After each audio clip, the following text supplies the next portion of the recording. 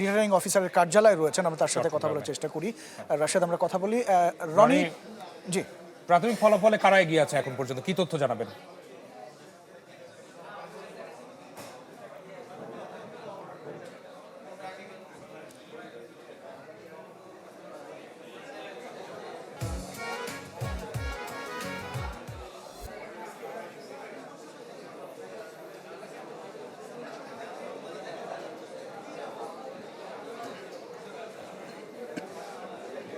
রাশেদ, আমি এখন অবস্থান করছি চট্টগ্রাম বিভাগীয় কমিশনারের যেসব আওতাধীন যেসব কেন্দ্রগুলো যে আসনগুলো রয়েছে এখানে আমরা আসলে বিভিন্ন যে আসন, চট্টগ্রামের 16টি আসন রয়েছে সব মিলে জেলা এবং এই যে বিভাগীয় কমিশনারের কার্যালয় সব কিছু মিলিয়ে, তো 16টি আসনের মধ্যে আমরা বেশ কিছু আসনের আসলে তথ্য আমরা এখন হাতে পেয়েছি।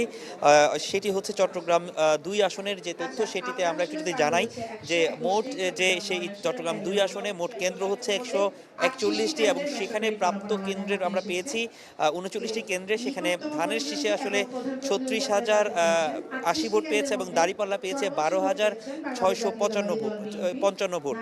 এবং এর পাশাপাশি আমরা Chittagong white plus pro sensitive স্কয়ারের মাঠের বাইরেও তো আমরা এভাবে দেশপ্রেম দেখাতে পারি।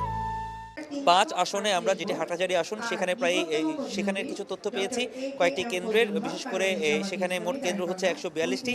আমরা এখন পর্যন্ত 6টি কেন্দ্রের পেয়েছি। সেখানে ধানের শীষে প্রার্থী যিনি পেয়েছেন 4,445 এবং দাঁড়িপাল্লা 2,241। এবং এর পাশাপাশি আমরা চট্টগ্রাম 6 আসন, সেখানে আমরা পেয়েছি 3টি আসনের কেন্দ্র এখন পর্যন্ত। সেটি মোট কেন্দ্র হচ্ছে সেখানে 95টি।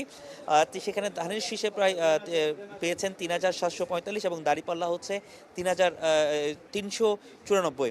এবং এর পাশাপাশি আমরা চট্টগ্রাম 9 আসনের সেটি পেয়েছি। সেখানে মোট ভোট কেন্দ্র হচ্ছে 121, প্রাপ্ত কেন্দ্র যেটি আছে 53টি কেন্দ্রের আমরা আসলে ফলাফল পেয়েছি। সেখানে মধ্যে ধানের শীষ পেয়েছে 50,011 এবং দাঁড়িপাল্লা 22,347। তো চট্টগ্রামের যেসব আসনগুলো আপাতত আমাদের হাতে এসেছে সেখানে আমরা সবগুলোতে দেখছি মোটামুটি যে ধানের শীষের যে প্রার্থীরা রয়েছেন তারা অনেকটা এগিয়ে রয়েছেন দাঁড়িপাল্লার প্রার্থীদের তুলনায়। কিছুটা পিছিয়ে রয়েছেন। অনেক ধন্যবাদ রনি দত্ত।